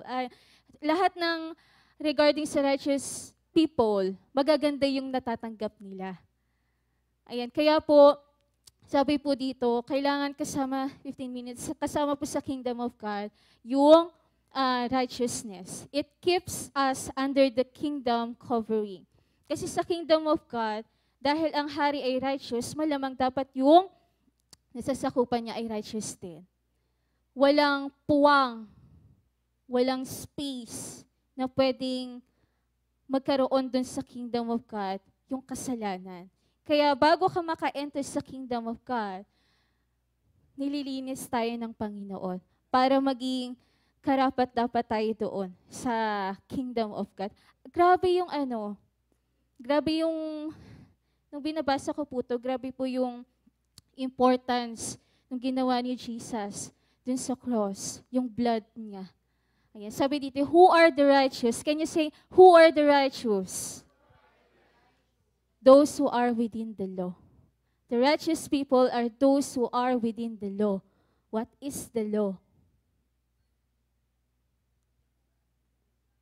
The law is the Bible. That's why it's very important na basahin, manahan dun sa sa Bible, sa word niya. Kasi sabi nga, paulit-ulit na sinasabi, lahat ng rules, ng laws na meron sa Bible, hindi naman yun binaba ng Lord para mapahamak ka eh. Laging para sa ikabubuti mo. Kaya sinasabi po dito kanina, those who are righteous, yun yung makakaranas ng protection ng Panginoon. Kaya dapat mag-i-stay lang tayo dito sa Bible. Ayan. Ito po, last na po ito. Basahin natin yung Psalms 34 verses 15 to 22. Ayan, ito po yung mga ilan sa mga nai-experience ng righteous people. Pag nabasa niyo po ito, verses 15 to 22, babasahin ko po in NIV version po. The eyes of the Lord are on the righteous, and His ears are attentive to their cry. But the face of the Lord is against those who do evil, to blot out their name from the earth. The righteous cry out, and the Lord hears them. He delivers them from all their troubles. The Lord is close to the brokenhearted, and saves those who are crushed in spirit. The righteous person may have many troubles, but the Lord delivers him from them all. He protects all his bones, not one of them will be broken. Wow! Ganon yung protection ng Lord.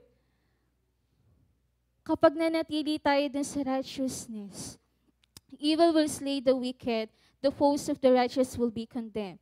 The Lord will rescue His servants. No one who takes refuge in Him will be condemned. San ka pa? Dito ka na sa protection ng Lord. Pero kailangan kasi natin, nakakalimutan kasi ng mga Kristiyano, aral ng, Ayan, maging po tayo practical. Sabihin natin, example. Ewan ko po kung may matatamaan, pero kailangan ko po ito sabihin kasi kailangan nating maitama yung sarili natin. Halimbawa,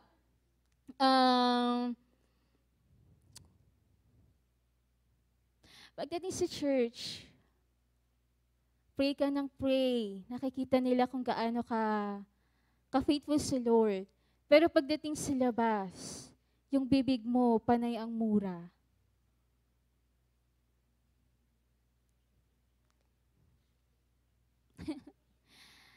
Ayan, minsan kailangan nating ayusin yung mga ganong bagay. Kasi kung gusto mong mas makilala ang Panginoon, kung gusto mong mamuhay dun sa kingdom of God, kailangan may righteousness. At marami pang iba. Isa lang po yun sa exam, pero kailangan nating ayusin din yung sarili natin. Kasi sabi nga ng Lord, di ba, the old is gone, the new has come. You are a new you. Bago ka na. So dapat, yung mga nakagawian mo dati, hindi na natin nagagawa. Hindi mo na nagagawa. O sabi nga, di ba, hindi naman madali yung proseso ng pagbitaw. Mapapakanta ka na lang ng di ba yung mga parang, hindi ko mabitawan to. Mapapakanta ka, gusto ko nang bumitaw. Ganon. Papasigaw ka na lang ng ganon. Pero, ayaw daw ng puso. Wow! Kinontinue. Pero ayun, may mga nakasanayan kasi natin. Kaya parang ang hirap alisin. Ayan. Pero sa tulong ng Panginoon, pag sinunod natin yung law niya, yung Bible, lahat ng mga hirap tayong bitawan, unti-unting mabibitawan mo na yan. Di mo alam, hala, di ko na nagagawa yun. Kasi nakafocus ka sa Lord. Nakafocus ka na doon. Hindi na doon sa dati mong ikaw, kundi doon sa bago. Ayan. So yun po yung the divine priority mandate, yung part 1. The divine command, seek. The divine priority is first, and our divine object is the kingdom of God, and our divine position is righteousness. Righteousness. Kailangan natin po ito. Marami na pong natalakay po sa atin about the kingdom of God. Paano mag-operate. Pero yung righteousness, kailangan matuto tayong sumunod. Kailangan matuto tayong manatili dun sa kung saan ka gustong itayo ng Panginoon. Huwag ka pupunta dito ka lang. Sabihin mo sa kapatid mo, dito ka lang. Kapatid mo, sa katabi mo, dito ka lang. Ayan. Huwag kang mawawala. Ayan. Huwag ka munang bababa kasi worship service. Ayan po. So, yun po yung the divine priority mandate. Balikan nyo lang po yung mga pinag-aralan po natin sa Kingdom of God. Tapos, namnamin nyo po yung mga verses about righteousness dun sa Bible. Ayan, makikita nyo po yan. Kung mababasa mo yan, parang, Lord, ako rin, gusto ko maranasan to. Pero kailangan righteousness muna. Bago mo ma-experience yun. Kasi sinabi ng Lord, the righteous people. Paano tayo magiging righteous? Nang tinanggap mo ang Panginoon, nilinis ka na niya. Ginawa ka niyang righteous. Wala na yung kasalanan mo. Paano po pag inulit, Pastor? Yung kasalanan. Naalala ko po yung sa celebration po ng Rosh Hashanah. Ang ganda po nung shinare po ni Pastor Joanne. Ayan, about sa forgiveness ng Panginoon. Pag humingi ka ng tawad sa Kanya, patatawarin ka. Huwag mo nang i-stay sa isip mo na, hindi ako pinatawad. O kaya, may kasalanan pa rin ako. Ganyan. Alisin na natin yan. Kasi, nilinis na nga eh. Dinudumi mo pa. Wow! Nilinis na nga ng Panginoon eh. Huwag mo nang dumihan. Nilinis ka na niya. Nilinis na tayo. Kaya tayo naging citizen of the kingdom of God eh. Kasi naging righteous tayo because of Jesus. Because of Him. Kaya lagi tayong magpapasalamat palagi sa Panginoon dahil sa ginawa niya. Ang laki ng impact ng ginawa ni Jesus dun sa cross.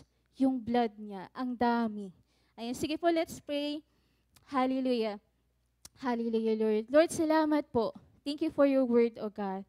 Thank you for correcting us, Lord. If meron kaming dapat isurrender, Lord, sinusurrender na po namin sa inyo. Lord, hindi lang kami magpo-focus, Lord, sa kingdom of God, but Lord, yung righteousness din na meron sa kingdom of God. Lord, turuan niyo po kami na sumunod sa salita mo, sumunod sa mga utos mo.